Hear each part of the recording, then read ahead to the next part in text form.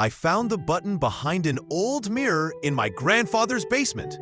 It had one word: reset. Reset? A real button? What does it even do? I pressed it and went back 5 minutes.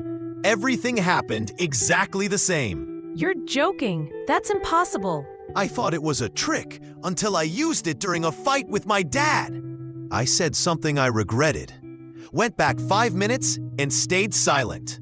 Did anything change? Yeah, he didn't have the heart attack that night. That button is dangerous. I know, but I used it one last time on your final day. What? I didn't die?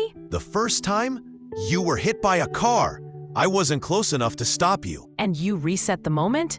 Every time I saved you, someone else died instead. One time, it was the driver. Another, a kid on the sidewalk. The button doesn't fix death. It just swaps the victim.